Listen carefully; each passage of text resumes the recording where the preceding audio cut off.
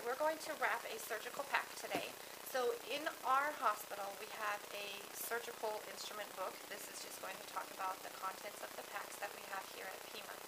All hospitals that you work with, all clinics that you work for, should have a similar binder or list somewhere in the surgical preparation area.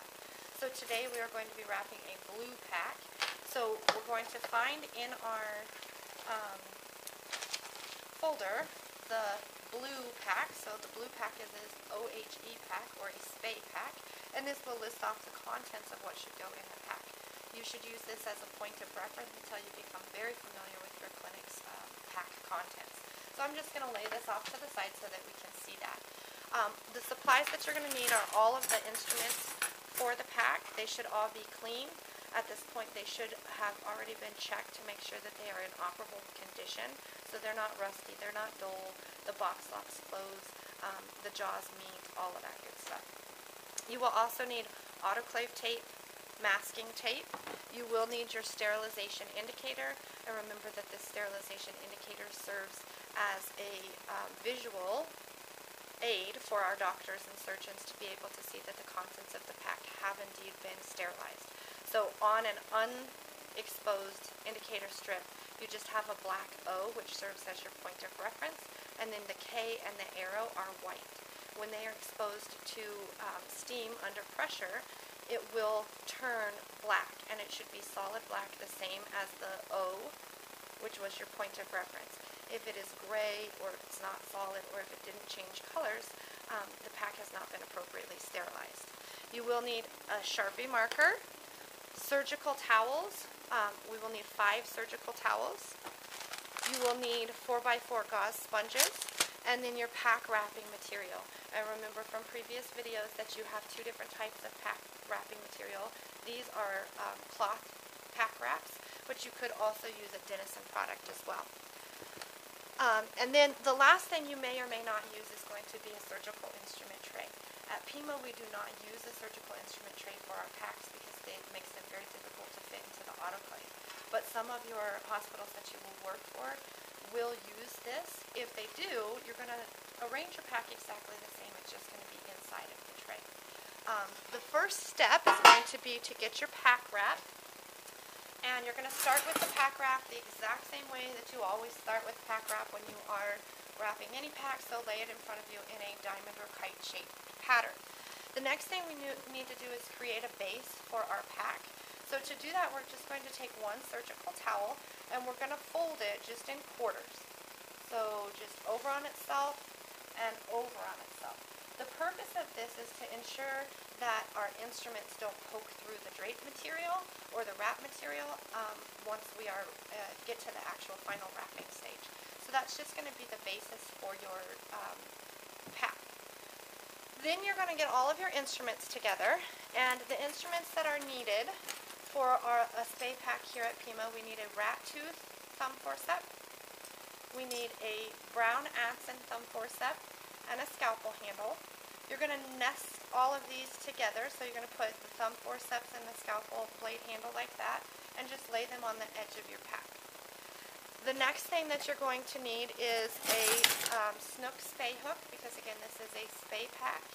As you are putting the pack together, ensure that all of your instruments are appropriately labeled and that they are in operable condition. What we do is we take the snook SPAY hook. It is the longest instrument in our pack, and it's the only instrument that doesn't open and close, aside from the scalpel handle. So we're going to take this and we're going to string all of our other instruments on it. So to do that, you're just going to hold this in your non-dominant hand, and then you will start from largest to smallest, putting like instruments together.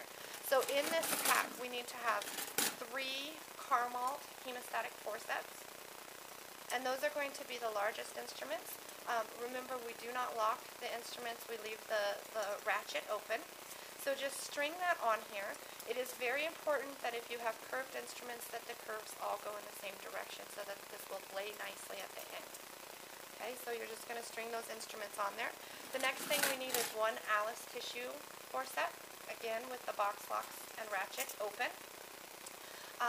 And then we will need 2 Kelly, and remember that Kellys have the striations that only go halfway down. and you'll leave those open and string them on the instrument. The next thing that we need are 2 mosquitoes. In this pack we have 1 straight mosquito and 1 curved mosquito. If you do have instruments that are straight and curved, you want to put your straight instrument on first and then put your curved instrument so that it lays nice and flat. The next thing that you are going to need is going to be a Metzenbaum surgical scissor for delicate tissue dissection. You will also need a Mayo surgical scissor. And then you will need a needle holder. In this case, we're using an Olsen Hagar needle holder. Once you have all of those instruments strung on here, you're going to lay them down with that long instrument down towards the towel. And then just kind of organize them, lay them out nice and flat so they don't take up a lot of room. The last instruments that you're going to have in this pack are going to be your towel clamps. Remember that the towel clamps are a traumatic surgical instrument that attaches the towels and the drapes to the patient's skin. So they do have very sharp ends on them. This is the only instrument that you can lock, and when you are locking it, you're just going to put just the first ratchet so that the steam still has the ability to penetrate all of the little fine grooves.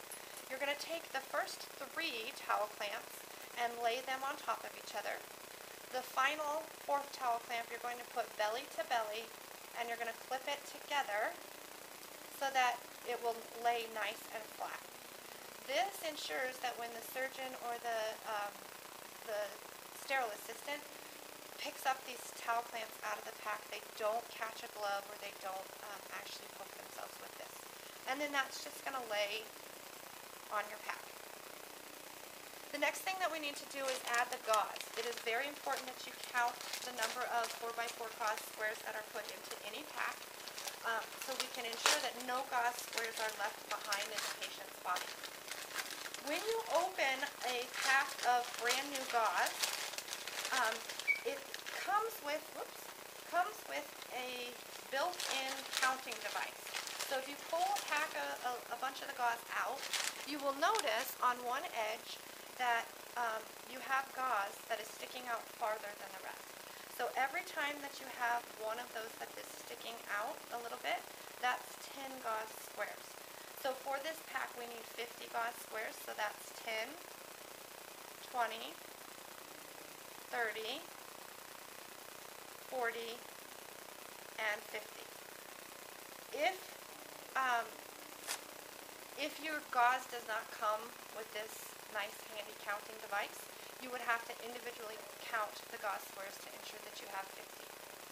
We will take this gauze and we will divide it into 2 evenly sized piles, and we will put that right on top of the instrument.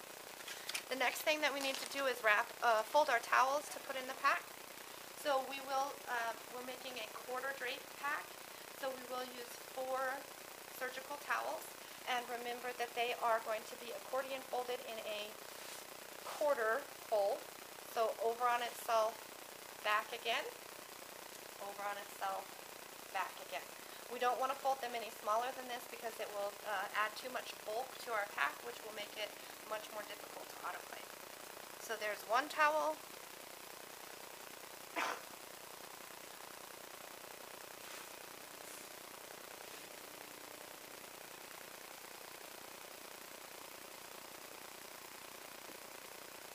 Two towels.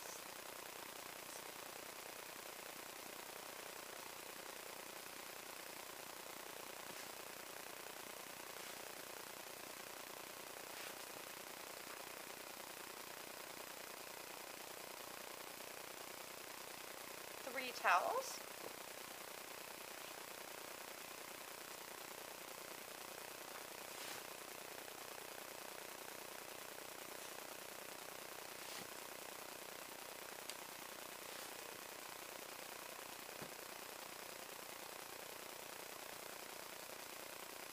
And 4 towels. Okay, now we have to add our sterilization indicator. The sterilization indicator should, excuse me, should be at the top of the pack so that it is immediately visible when the surgeon or the sterile assistant open the pack. that is everything that is going to go inside of our pack. So we're now ready to wrap it or to close it up. You're going to close this in the same fashion that you have closed every other pack before this. So you're going to wrap it tightly, starting from the corner closest to you, making sure that the corners of your pack wrap are facing in the direction that they should be pulled to aseptically open the pack. Remember to keep it nice and tight so that if we do drop this pack, it doesn't just open right back up. And we wrap everything twice, so once we have wrapped it the initial time, we will get another pack wrap and wrap it again. Remember to put your the point, the little tab, facing towards you when you're wrapping this for the second time to ensure that it will be in the position needed for the surgeon to open it.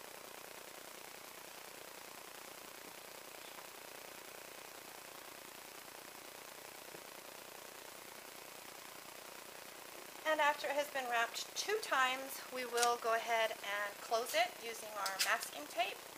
Remember your courtesy tab. Make sure it's nice and snug. And label your pack. So this was the blue OHE pack. The initials of the person who has wrapped it and the date of sterilization.